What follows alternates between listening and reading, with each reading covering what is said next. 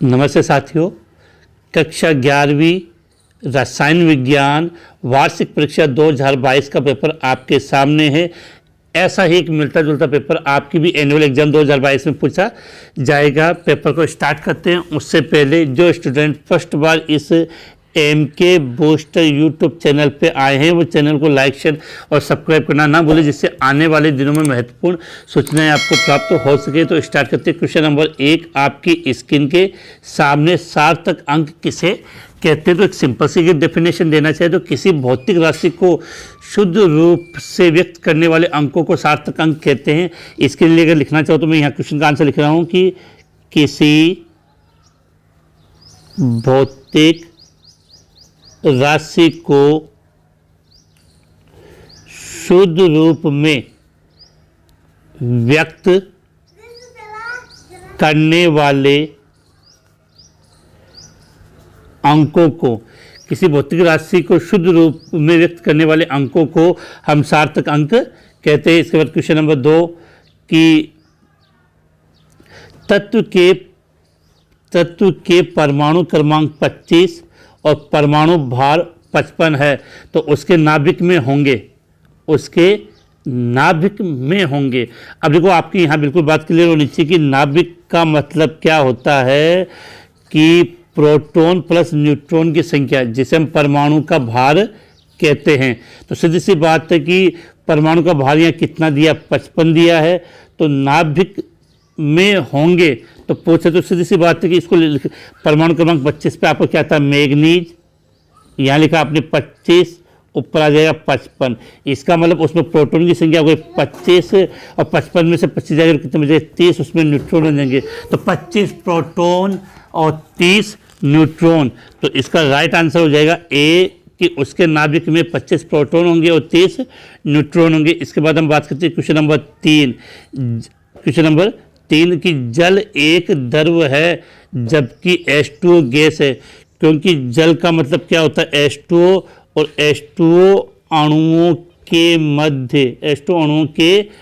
मध्य hydrogen बंध पाया जाता है। H2O अणुओं के मध्य कौन सा बंध पाया जाता है, हाइड्रोजन बंध पाया जाता है। इसलिए जल एक द्रव है, लेकिन H2S गैस में हाइड्रोजन बंध नहीं पाया जाता, इसका आंसर वो गैस है। इसके बाद नेक्स्ट क्वेश्चन की बात करें, क्वेश्चन नंबर 4 का आंसर मुझे बता, आपको आता होगा तो बिल्कुल कमेंट्स में जल्दी से बता दीजिए। एक महत्वपूर्ण सूचना मैं आपको बता दूं कि जैसे ही आपकी कक्षा 11th की ये वार्षिक परीक्षा समाप्त हो जाएगी, वार्षिक परीक्षा 2022 समाप्त हो जाएगी और आप क्लास 12th में आ जाओगे, तो क्लास 12th वाले जैसे आप क्लास 12th में आओगे, आपके लिए केमिस्ट्री की ऑनलाइन क्लासें बिल्कुल फ्री, ऑनलाइन क्लास 12th की केमिस्ट्री की ऑनलाइन क्लासें हैं वो बिल्कुल फ्री जल्द ही स्टार्ट कर दी जाएगी। इसकी संपूर्ण जानकारी के लिए वीडियो को लास्ट तक देखिए और लास्ट में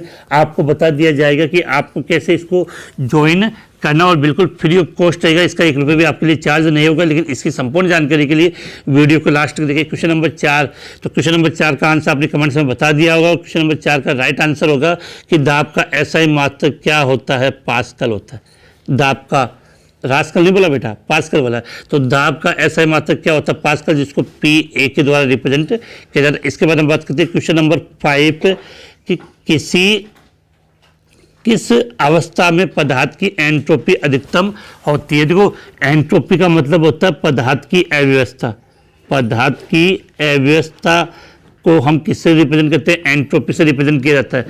तो गैस के अंदर जो अव्यवस्था होती है वो सबसे ज़्यादा होती है। तो किसी भी पदार्थ में एंट्रोपी अधिकतम कौन सी अवस्था में होती है, गैस की अवस्था में, उसमें एंट्रोपी सबसे ज़्यादा होती है। इसके बाद क्वेश्चन नंबर 6 में काफ़ी बच्चों को कन्फ्यूजन रहता है कि निम्न में से संयुग्मी अम्ल क्षार युग्म की पहचान कीजिए। तो मैं आपको तरीका बता रहा हूँ कैसे पहचान करते हैं।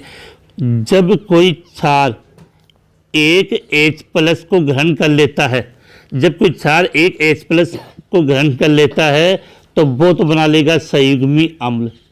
क्या बना लेगा, संयुग्मी अम्ल। और जब कोई अम्ल एक H+ प्लस का त्याग कर दे, माइनस का मतलब बाहर निकाल दे, जब कोई अम्ल H प्लस को बाहर निकाल दे तो वो संयुग्मी क्षार का निर्माण करता है। आप इसका स्क्रीनशॉट ले ले, काफ़ी इंपॉर्टेंट है। अब देखो सवाल में देखो कि HCl से यहाँ से H प्लस बाहर चला गया तो ये तो बन गया आपका संयुग्मी। देखो HCl क्या अम्ल, इससे H प्लस बाहर चला गया तो Cl माइनस बचा, तो ये क्या हो गया आपका संयुग्मी क्षार। तो HCl तो आपका क्या हो जाएगा, संयुग्मी क्षार। अब बात करते अम्ल, जब क्षार H प्लस को ग्रहण कर ले तो H2O ने एक H को ग्रहण करके H3O प्लस बना लिया, एक H3O प्लस बना लिया, तो ये हो गया आपका संयुग्मी अम्ल। तो बिल्कुल आप इसका आंसर लिख के आ सकते हो कि संयुग्मी अम्ल पूछे तो आंसर हो जाए H3O प्लस, और संयुग्मी क्षार पूछे तो Cl माइनस। इसके बाद हम चलते क्वेश्चन नंबर 7 कि H2S प्लस Cl2 से 2HCl प्लस S बना, इस अभिक्रिया में किसका ऑक्सीकरण और किसका अपचयन। तो यहाँ आपके माइंड में एक बात बिल्कुल क्लियर होनी चाहिए कि जब हम इन क्वेश्चनों की प्रश्नों की बात करते हैं तो यहाँ ऑक्सीकरण और अपचयन अभिक्रिया कौन सी है वो क्लियर होनी चाहिए। देखो समान को मिला दो तो H2S को मैंने S से मिला दिया, Cl2 को S से मिला दिया। अब देखो H2S में S का ऑक्सीकरण अंक है -2, यहाँ पर 0, तो -2 से 0 अर्थात ऑक्सीकरण अंक में वृद्धि हो रही है, तो ये अभिक्रिया तो क्या हो गया, ऑक्सीकरण। अब Cl का होता है 0 और HCl में Cl का होता है -1, तो 0 से -1 तो ऑक्सीकरण अंक में कमी, इसका मतलब ये अभिक्रिया हो गई अपचयन। तो बिल्कुल क्लियर होना चाहिए H2S है उसका क्या होगा, ऑक्सीकरण, और जो Cl2 है उसका क्या होगा, अपचयन।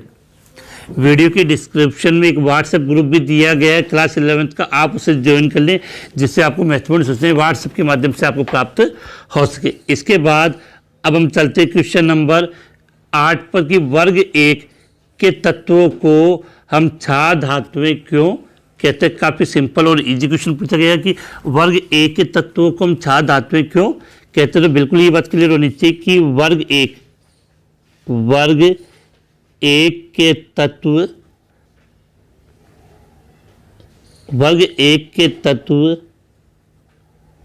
अत्यधिक सक्रिय होने के कारण, वर्ग 1 के तत्व अत्यधिक सक्रिय होने के कारण परबल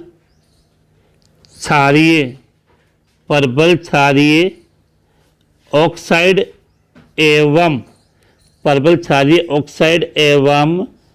हाइड्रोक्साइड बनाते हैं, परबल क्षारीय ऑक्साइड व हाइड्रोक्साइड बनाते हैं। इस कारण से वर्ग 1 के तत्वों को हम क्या बोलते हैं, क्षारीय धातु कहते हैं। बिल्कुल क्लियर होना चाहिए कि वर्ग 1 के तत्व अत्यधिक सक्रिय होने के कारण परबल क्षारीय ऑक्साइड व हाइड्रोक्साइड बनाते हैं, इस कारण से वर्ग 1 के तत्वों को हम क्षार धातुएं कहते हैं। इसके बाद क्वेश्चन नंबर 9, दलदल से प्राप्त गैस का मुख्य अवयव। देखो दलदल से जो गैस प्राप्त होती है उसको हम क्या बोलते हैं, मेथेन बोलते हैं, मार्शल गैस बोलते हैं, जिसका फॉर्मूला होता है CH4। तो इसका राइट आंसर क्या हो जाएगा, A। तो क्वेश्चन नंबर 9 का राइट आंसर हो जाएगा A, CH4। इसके बाद हम बात करते हैं नेक्स्ट क्वेश्चन, समस्थानिक किसे कहते हैं और ध्यान सहित समझाइए। तो देखो समस्थानिक के लिए कि एक ही तत्व के वे परमाणु, देखो यहाँ लिख सकते कि एक ही तत्व के वे परमाणु जिनके परमाणु क्रमांक अर्थात परमाणु संख्या समान होती है लेकिन उनकी द्रव्यमान संख्या अलग अलग होती है, उन्हें समस्थानिक कहते हैं। बिल्कुल क्लियर होना चाहिए कि एक ही तत्व के वे परमाणु जिनके परमाणु क्रमांक समान होते हैं लेकिन उनकी द्रव्यमान संख्या अलग अलग होती है, उन्हें समस्थानिक कहते हैं। इसका एग्जाम्पल लिखना है, तो एग्जाम्पल में आप सिंपल से ये लिख दिया C6H12, C612, C613 और C614। 14। तो देखो तीनों में परमाणु क्रमांक क्या है, समान है, लेकिन इनकी द्रव्यमान संख्या अलग अलग है। तो ये इसका हो गया उदाहरण। तो समझता नहीं किसे कहते हो और इसके उदाहरण से समझते हो, इसका आंसर आप ये लिख सकते हो। इसके बाद क्वेश्चन नंबर 11 आपकी किसके सामने कि Fe और Cr का इलेक्ट्रॉनिक विन्यास लिखे तथा इनमें एकमित इलेक्ट्रॉनों की संख्या लिखे। तो पहले हम Fe की बात करें तो Fe का जो Fe लिखा, इसका परमाणु क्रमांक होता है 26। तो इससे पहले अक्रिय गैस कौन सी आती है, आर्गन। इसके बाद 3D आ जाएगा और फिर आपको आ जाएगा 4s। तो ये 4s 3D। तो आर्गन से पहले अक्रिय गैस आती है आर्गन, इसका 18।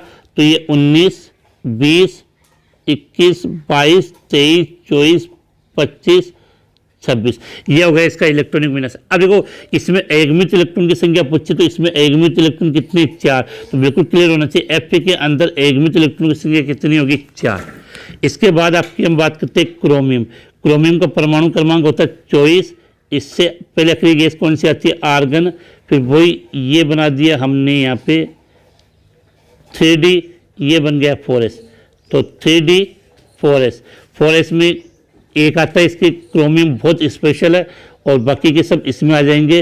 तो क्रोमियम में अगर आपको एकमित इलेक्ट्रॉन, ये तो गया क्रोमियम का इलेक्ट्रॉनिक विन्यास। और क्रोमियम में यदि आपसे एकमित इलेक्ट्रॉन की संख्या पूछी जाए तो इसमें एकमित इलेक्ट्रॉन की संख्या कितनी होती है, 6।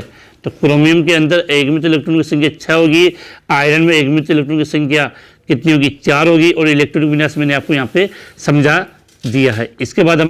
इसके बाद नेक्स्ट क्वेश्चन आपके सामने कि 120 परमाणु क्रमांक वाले तत्व का IUPAC नाम व प्रतीक लिखे। तो 120 वाले तत्व का IUPAC नाम क्या हो जाएगा आपका, अन, बी, नीलियम, ये तो उसका IUPAC नाम हो जाएगा। और इसकी प्रतीक की बात करें तो पहला इनका अक्षर ले सकते हो, तो UBN। तो परमाणु क्रमांक 120 वाले तत्वों का IUPAC नाम अन, बी, नीलियम और प्रतीक UBN होगा। इसके बाद हम बात करते हैं नेक्स्ट क्वेश्चन नंबर 14। हैश का नियम से पहले ये आपका SO3 तथा NO2 अणुओं की अनुनादी संरचनाएं, तो दोनों इंपॉर्टेंट, SO3 और NO3 अणुओं की अनुनादी संरचनाएं। तो इनकी अनुनादी संरचनाएं बनाई, उनका स्क्रीनशॉट आपकी स्क्रीन पे आप इनका स्क्रीनशॉट ले लें और इनको बना के अच्छी तरीके से प्रैक्टिस करें, क्योंकि इस प्रकार की अनुनादी संरचना बोर्ड एग्जाम में पूछी जा सकती है। इसके बाद हम बात करते हैं नेक्स्ट क्वेश्चन की बात। क्वेश्चन नंबर आपका 14 कि हैश का नियम क्या है। तो सीधी सी बात है कि हैश के नियम की बात करें तो किसी रासायनिक अभिक्रिया में जो एंथैल्पी परिवर्तन, किसी भी रासायनिक अभिक्रिया में जो एंथैल्पी परिवर्तन है वो सदैव स्थिर होता है, चाहे अभिक्रिया किसी भी विधि के द्वारा संपन्न करवाई जाए। तो आप इसका आंसर कैसे लगाओगे, वो आपकी स्क्रीन के सामने आ चुका है कि किसी रासायनिक अभिक्रिया में हो रहे एंथैल्पी परिवर्तन स्थिर रहता है, चाहे वह परिवर्तन किसी भी विधि से करवाया गया हो। इसको अच्छे तरीके से यहाँ समझा दिया गया। इसके बाद हम चलते हैं क्वेश्चन नंबर 15। निम्न के ऑक्सीजन अंक ज्ञात कीजिए। तो मैं डायरेक्टली बता देता हूँ कि देखो पहले में इस एमओ का ऑक्सीजन अंक ज्ञात करोगे तो +6 आ जाएगा। अगर NI का ऑक्सीजन अंक ज्ञात करोगे तो इसमें +2 आएगा। इसके बाद लिथियम एल्यूमिनियम हाइड्राइड में एल्यूमिनियम का है वो +3 आ जाएगा। और K4Fe में Fe का अगर ऑक्सीजन की बात करोगे तो +2 आएगा। अब ये ऑक्सीजन अंक कैसे ज्ञात करते हो, ये चैप्टर नंबर 8 का क्वेश्चन है। वीडियो के डिस्क्रिप्शन में चैप्टर नंबर 8 के सभी वीडियो का लिंक डाल दिया गया है, वहां से आप इसको देखकर डिटेल से इजीली समझ सकते हो। इसके बाद हम बात करते हैं क्वेश्चन नंबर 16। निम्न के IUPAC नाम लिखे। तो प्रत्येक कंपाउंड की हम बात करें क्योंकि ये नामकरण वाला टॉपिक काफ़ी इंपॉर्टेंट है। सबसे पहले हम समझते हैं कि हमें इसका नामकरण करना है। तो ये कितने कार्बन की श्रृंखला है, 1 2 3 4 5 1 2। तो 2 पे CH3 जुड़े तो क्या लिखेंगे 2 डाई मेथिल 2 डाईमेथिल और 5 कार्बन से हमने इसका क्या नाम लिख दिया, पेंटेन, 2 डाईमेथिल पेंटेन।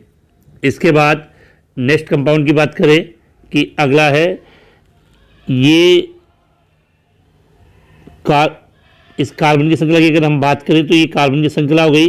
अब ये काउंटिंग क्रियात्मक समूह से की जाती है तो ये 1 2 3 4 4 नंबर पर ट्रिपल बॉन्ड है, तो 4 कार्बन को क्या बोलते हैं, ब्यूट। डबल बॉन्ड कितने, ट्रिपल बॉन्ड 4 नंबर पर है, but triple bond triple bond है तो क्या कहते हैं, आयन। अगर क्रियात्मक समूह एल्कोहल है तो 1 नंबर पर तो 1 ओल, तो यहाँ घनी तो नीचे तो 1 ओल यहाँ आ जाएगा। तो याद करना है कि इसका सही नाम के लिए ब्यूट 4 आयन 1 ओल। इसके बाद अपने जो नेक्स्ट कंपाउंड है उसकी अगर हम बात करें तो हमें इसका आईपी से नाम लिखना है। अब देखो यहाँ पर काउंटिंग में कन्फ्यूजन होगी कि ये भी 2 नंबर पर और ये भी 2 नंबर पर है, लेकिन काउंटिंग वहाँ से जो अल्फ़ाबेट में पहले आए उसको कम नंबर मिलने चाहिए, तो इधर से हो जाएगी 1 2 3 4 5। तो इसका नाम क्या हो जाएगा, 2 क्लोरो 4 मेटल, 2 क्लोरो 4 मेटल और 5 कार्बन से क्या नाम हो गया, पेंटेन। तो 2 क्लोरो 4 मेथिल पेंटेन। इसके बाद नेक्स्ट जो कंपाउंड है वो आपके सामने, इसका नामकरण हो, ये 3 कार्बन की सीधी श्रृंखला हो गई, यहाँ से 1 2 2 पर है तो क्या हो जाएगा 2 2 डाईमेथिल, 2 2 डाईमेथिल, 3 कार्बन है तो प्रोपेन। कार्बोक्सिलिक अम्ल 1 नंबर पर हो गया तो प्रोपेन 1 ओइक अम्ल, प्रोपेन 1 ओइक अम्ल, तो ये मैंने बता दिया है। इसके बाद अगर हम बात करना चाहें आपका जो नेक्स्ट कंपाउंड है, नेक्स्ट कंपाउंड की जब हम बात करें तो नेक्स्ट जो सवाल पूछा गया है वो है कि पेरोक्साइड प्रभाव या प्रति मार्कोनिकोव का नियम हम किसे कहते हैं। तो देखो नाम से शब्द से उल्लेख है कि प्रति मार्कोनिकोव का नियम, अर्थात मार्कोनिकोव के नियम के विपरीत अभिक्रिया होगी। तो इसके लिए आप ये लिख सकते हो कि असंतृप्त यौगिक, असंतृप्त का मतलब जिसमें डबल बॉन्ड या ट्रिपल बॉन्ड हो, तो यहाँ लिख सकते हैं कि असंतृप्त यौगिकों की योग की अभिक्रिया, योग की अभिक्रिया का मतलब है उसमें जैसे हैलोजन अम्ल है, जल का अणु है, अगर इनका योग होता है और ये अभिक्रिया जो किसकी उपस्थिति में हो, पेरोक्साइड की उपस्थिति में हो, तो वो अभिक्रिया प्रति मार्कोनिकोव के नियम से होती है। और इसका उदाहरण कैसे लिखोगे, तो इसका एक स्क्रीनशॉट आपकी स्क्रीन पे मैंने लगा दिया है, बिल्कुल बहुत सिंपल तरीके से जो लिखा हो वो आपके सामने, इसको आप पढ़ के लिख कर अच्छे से याद कर सकते हो। इसके बाद अगर हम बात करें कि जल की अस्थायी कठोरता, देखो अगला क्वेश्चन आपसे बहुत अच्छा क्वेश्चन पूछा है कि जल की अस्थायी और स्थायी कठोरता का कारण क्या है। तो देखो यहाँ से आप समझो कि जैसे मैंने यहाँ लिखा जल, जल में 2 प्रकार की कठोरता पाई जाती है, एक तो हम बोलते हैं अस्थायी, दूसरी बोलते हैं कौन सी, स्थायी। याद कर लेना कि अगर जल के अंदर, अगर जल में कैल्शियम व मैग्नीशियम के हाइड्रोजन कार्बोनेट SCO3, अगर जल में कैल्शियम और मैग्नीशियम के हाइड्रोजन कार्बोनेट हो तो वो कठोरता कैसी होती है, अस्थायी। और जल में यदि कैल्शियम व मैग्नीशियम के या तो क्लोराइड और सल्फेट लवण हो, क्लोराइड या सल्फेट लवण होते हैं, वो होती है स्थायी कठोरता। जो अस्थायी कठोरता होती है उसे जल को उबाल कर दूर कर सकते हैं, जबकि स्थायी कठोरता के लिए विशेष विधियाँ ली जाती है। शॉर्ट में अगर आपको चाहिए तो इसका भी आंसर मैंने आपको स्क्रीनशॉट पे लगा दिया है, वहाँ से आप इसको आराम से नोट कर सकते हो। इसके बाद हम चलते हैं नेक्स्ट क्वेश्चन की तरफ कि निम्न के सूत्र लिखकर हमें इनका अणुभार ज्ञात करना है। निम्न के सूत्र लिखकर हमें इनका क्या याद करना है, अणुभार। तो यहाँ अगर बात करें सबसे पहले लिया कैल्शियम कार्बोनेट, तो कैल्शियम कार्बोनेट का फॉर्मूला होता है CaCO3। कैल्शियम का परमाणु भार होता है 40, कार्बन का 12, ऑक्सीजन कितने 3 और एक ऑक्सीजन का होता है 16। तो टोटलिंग करोगे तो कितना आ जाएगा 100। तो कैल्शियम कार्बोनेट का अणुभार कितना आ गया 100। इसके बाद नेक्स्ट आपका पूछ लिया गया मैग्नीशियम फॉस्फेट। मैग्नीशियम फॉस्फेट का फॉर्मूला होता है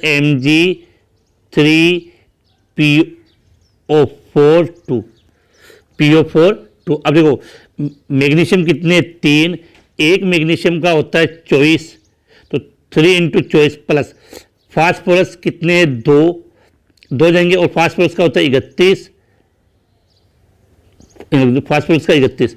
अब जो 4 दूनी 8, तो 8 ऑक्सीजन हो गए और एक ऑक्सीजन का होता है 16। तो कंप्लीट अगर आप इसका करोगे जोड़ बाकी गुणा भाग, तो आपका जो आंसर आ जाएगा वो आ जाएगा 262। तो मैग्नीशियम फॉस्फेट का जो अणुभार आएगा वो कितना है, 262। इसके बाद अगर हम बात करें किसकी, फेरिक क्लोराइड, फेरिक क्लोराइड की अगर हम बात करें तो फेरिक क्लोराइड का फॉर्मूला क्या होता है, FeCl3। FeCl3 जो आयरन होता है उसका होता है 56, 3 Cl है, 1 Cl का होता है 35.5, तो इसका कुल आंसर हो जाएगा 162.5। तो फेरिक क्लोराइड का कितना होगा, 162.5। इसके बाद नेक्स्ट आपका आता है अमोनिया। क्या पूछा गया, अमोनिया। तो अमोनिया की बात करें तो अमोनिया का फॉर्मूला होता है NH3, नाइट्रोजन का 14, हाइड्रोजन होते हैं 3 और 1 हाइड्रोजन का 1, तो कुल टोटल कितना होगा, 17। अमोनिया का अणुभार कितना होता है, 17 होता है। तो क्वेश्चन नंबर 19 हो चुका है। इसके बाद अब हम बात करते हैं क्वेश्चन नंबर 20 की। ये आवर्त सारणी वाले चैप्टर पर आधारित है। क्वेश्चन नंबर 20 की अगर हम बात करें तो देखो यहाँ से कुछ चीज़ें आपको बिल्कुल क्लियर समझनी होगी कि क्या पूछा कि उत्कृष्ट गैसों की विद्युत ऋणात्मकता का मान 0 होता है। कारण इस पर सीधी सी बात है कि उत्कृष्ट गैस की विद्युत ऋणात्मकता मान 0 होने का मतलब क्या होता है कि इनका अष्टक पूर्ण होता है। अष्टक पूर्ण होता है, इसके कारण ये इलेक्ट्रॉन का या तो त्याग या ग्रहण दोनों ही कार्य नहीं करते। जब कोई परमाणु इलेक्ट्रॉन को ग्रहण नहीं करता तो उसकी विद्युत ऋणात्मकता का मान कितना होगा, 0 हो। तो सीधा सा आंसर लिखोगे कि उत्कृष्ट गैसों का जो अष्टक है, क्या लिखोगे इसका आंसर कि उत्कृष्ट गैसों का अष्टक पूर्ण होने के कारण ये इलेक्ट्रॉनों को अपनी ओर आकर्षित नहीं करते, इस कारण से इनकी विद्युत ऋणात्मकता का मान क्या होता है, 0 होता है। इसके बाद इसका अगला कि नाइट्रोजन की इलेक्ट्रॉन लब्धि एंथैल्पी कार्बन की इलेक्ट्रॉन लब्धि एंथैल्पी से कम ऋणात्मक होती है, क्योंकि जो नाइट्रोजन का जो इलेक्ट्रॉनिक विन्यास होता है वो अर्धपूरित होता है। अर्धपूरित होने के कारण ये इलेक्ट्रॉनों को अपनी ओर इलेक्ट्रॉन को ग्रहण नहीं करता। जैसे एग्जाम्पल लिख लें नाइट्रोजन की, ये नाइट्रोजन, तो इससे पहले अक्रिय गैस कौन सी आती है, हीलियम। यहाँ इसके बाद ये आपका 2s और ये आपका 2p, 2s 2p। तो नाइट्रोजन परमाणु क्रमांक कितना होगा, 7, हीलियम का 2, तो 3, 4, 5, 6 और 7। तो ये इसका इलेक्ट्रॉनिक विन्यास हो गया। अब इसका ये जो p कक्षक है बाहर वाला, ये अर्धपूरित होता है। अर्धपूरित होने के कारण ये इलेक्ट्रॉन को ग्रहण करने की जो क्षमता होगी वो कार्बन की तुलना में काफ़ी कम होती है। इसी कारण से नाइट्रोजन की जो इलेक्ट्रॉन लब्धि एंथैल्पी होती है वो कार्बन की इलेक्ट्रॉन एंथैल्पी से कम ऋणात्मक होती है। इसके बाद क्वेश्चन संकरण किसे कहते हैं और sp3 संकरण को उदाहरण की सहायता से समझाइए। तो देखो सीधी सिंपल सी बात है कि जब किसी परमाणु के लगभग समान ऊर्जा वाले, या कहना कि जब किसी परमाणु के लगभग समान ऊर्जा वाले विभिन्न कक्षक आपस में मिलकर उतनी ही संख्या में समान ऊर्जा और समान आकृति वाले नए कक्षकों का निर्माण करते, इसे संकरण कहते हैं। तो आप इसकी परिभाषा कैसे लिखोगे वो आपकी स्क्रीन के सामने, आप इसका स्क्रीनशॉट ले लेना। इसके बाद हम बात करें कि sp3 संकरण को उदाहरण की सहायता से समझे। जैसे एक सिंपल सा इसका एग्जाम्पल है कि sp3 संकरण, तो एक s और 3p कक्षक, तो इसका सबसे अच्छा एग्जांपल है जैसे मैंने लिख दिया है CH4 है। इसमें संकरण कौन सा होता है, sp3। अगर इसकी आकृति बनाओगे तो ये एक कार्बन 1, 2, 3 और 4, यहाँ पर ये इसकी इस प्रकार से इसकी आकृति बनती है और यहाँ पर ये आपके क्या जुड़े होते हैं, हाइड्रोजन। तो sp जो संकरण होता है उसकी आकृति कैसी होती है, चतुष्फलकीय है। कैसी होती है, चतुष्फलकीय। इसके पश्चात ये क्वेश्चन अपने जो सिलेबस से हटा दिया गया उसमें से पूछा गया, तो हम इसकी बात नहीं करने वाले हैं। इसके बाद क्वेश्चन नंबर 23 आपके सामने, ऊष्मागतिकी का प्रथम नियम और द्वितीयक नियम को परिभाषित कीजिए। ऊष्मागतिकी के प्रथम नियम और द्वितीयक नियम को परिभाषित कीजिए और डेल्टा H और डेल्टा E के मध्य संबंध स्थापित कीजिए। तो अब शुरुआत से इसको लेते हैं। पहले ऊष्मागतिकी के प्रथम नियम। देखो ऊष्मागतिकी के प्रथम नियम को ही हम क्या बोलते हैं, ऊर्जा संरक्षण का नियम कहते हैं। इसके अनुसार ऊर्जा को न तो हम नष्ट कर सकते हैं न उसको उत्पन्न कर सकते हैं, लेकिन एक रूप से दूसरे रूप में परिवर्तित कर सकते हैं। और इसका जो डेरिवेशन आता है, इसको अगर आप हल करोगे तो आपका फॉर्मूला आएगा डेल्टा U बराबर Q प्लस W। किसी निकाय को दी गई कुल आंतरिक ऊर्जा उसकी दी गई उष्मा प्लस उस पर किए गए कार्य के बराबर है। इसको आप कैसे लिखोगे, उसका स्क्रीनशॉट मैंने अच्छे से आपकी स्क्रीन पे लगा दिया है, अच्छी तरीके से आपको पढ़ते ही समझ में आ जाएगा। इसके बाद अगर हम बात करें कि उष्मागतिकी का द्वितीय नियम, तो द्वितीय नियम संयुक्त रूप से परिभाषित, मतलब दो तीन नियम मुख्य, दो तीन अलग अलग कथन है। पहला कथन आता है क्लाउस के अनुसार कि कौन से वैज्ञानिक उष्मागतिकी के द्वितीय नियम की हम बात कर रहे हैं, तो इसके लिए मैं लिख रहा हूं क्लाउसियस के अनुसार बिना बाह्य कार्य किए ठंडी वस्तु से गर्म वस्तु की ओर उष्मा का प्रवाह नहीं हो सकता। दूसरा आप ले सकते हैं प्रकृति में सभी स्वतः परिवर्तन अनुत्क्रमणीय होते हैं। और तीसरा प्रत्येक स्वतः प्रक्रमण ब्रह्मांड की जो एंट्रोपी होती है वो लगातार बढ़ती रहती है। तो और चौथा एक ओस्टवार्ड का भी खतरन है। तो इसका आंसर आप कैसे लिखोगे वो आपकी स्क्रीन पे वहां से आप देख सकते हो। इसके बाद अब हम बात करें अगला, डेल्टा एच और डेल्टा ई के मध्य संबंध बताइए। डेल्टा ई और डेल्टा एच के मध्य संबंध बताना है। तो देखो डेल्टा एच क्या है, पहले तो ये क्लियर होना चाहिए। डेल्टा एच को हम बोलते हैं एंथैल्पी परिवर्तन। डेल्टा एच को हम क्या बोलते हैं, एंथैल्पी परिवर्तन। और डेल्टा ई क्या होता है, आंतरिक ऊर्जा परिवर्तन। डेल्टा ई आंतरिक ऊर्जा परिवर्तन। तो संबंध होता है इनमें डेल्टा एच बराबर delta E plus P delta we. तो प्रश्न आ जाएगा डेल्टा एच और डेल्टा ई के मध्य संबंध बताइए। तो डेल्टा एच बराबर delta E plus P delta we. तो काफ़ी क्वेश्चन हो चुके हैं कि हमने क्वेश्चन नंबर 23 तक इसको हल कर लिया है और 24वां अपने इस बार सिलेबस में नहीं है, तो हम इसकी बात नहीं करने वाले। इसके बाद ये क्वेश्चन है वो आपके लिए मैंने छोड़ दिया है कि बात करें। तो ये क्वेश्चन है आपके, और देखो ये भी अपने सिलेबस में ही आउट कर सकते हो आप इसको, कि हाइड्रोजन वाले पार्ट से है। क्वेश्चन नंबर 26 आपके लिए काफ़ी इंपॉर्टेंट कि अम्ल वर्षा किसे कहते हैं, इसे पर्यावरण प्रदूषण को किस प्रकार परिभाषित करते हैं, ग्रीन हाउस प्रभाव क्या है, इसके लिए उत्तरदायी गैसें कौन से। तो काफ़ी सिंपल क्वेश्चन है, आपने छोटी क्लास में पढ़ा होगा। 2700 क्वेश्चन आपके लिए नहीं है। इसके बाद नेक्स्ट क्वेश्चनों की अगर हम बात करें, क्वेश्चन नंबर 28 ये आपके एस ब्लॉक वाले चैप्टर से काफ़ी बार अगर हम सोचते हैं पेपर ये P block borax P block में आएगा, तो काफ़ी बार पेपर का स्टैंडर्ड काफ़ी हाई कर दिया जाता है, जिसमें इस तरह क्वेश्चन पूछ लिए जाते हैं जिसको बच्चे देखते ही समझते हो क्या परेशानी होती है। इसके बाद इसका 29वां क्वेश्चन आपके 29 और 30वां क्वेश्चन आपकी स्क्रीन के सामने है। आप इसका स्क्रीनशॉट लेकर इनको हल करें अपने आप। तो जो मेन क्वेश्चन थे शुरुआत के वो मैंने आपको हल करवा दिए। इसके बाद जो मैं महत्वपूर्ण बात बता था वीडियो के लास्ट में, जैसे ही कक्षा 11th की परीक्षाएं समाप्त हो जाएगी उसके तुरंत बाद क्लास 12th केमिस्ट्री की ऑनलाइन क्लासेस स्टार्ट होगी। और सबसे बड़ी बात है फ्री होगी और ये पूरी साल भर चलेगी। तो इसको ज्वाइन करने के लिए एमके बूस्टर यूट्यूब चैनल को सब्सक्राइब करते रहे, जिससे समय समय पर आपको महत्वपूर्ण नोटिफिकेशन प्राप्त होता रहेगा। और इसका अगर आपको रजिस्ट्रेशन करवाना बिल्कुल फ्री है, मैंने पहले बता दिया क्लास 12th की केमिस्ट्री में। तो आपको क्या करना है कि अपना नाम, अपनी स्कूल का नाम और अपने ज़िले का नाम, ये जो नीचे आपको साइड में मेरे व्हाट्सएप नंबर नज़र आ रहे हैं उस पर लिखकर सेंड कर देना, जिससे मैं आपको अपने क्लास 12th के स्पेशल ग्रुप में ऐड कर लूँगा। जैसे ही क्लास 12th की क्लासेस स्टार्ट होगी आपको समय पर सभी इन्फॉर्मेशन मिल जाएगी।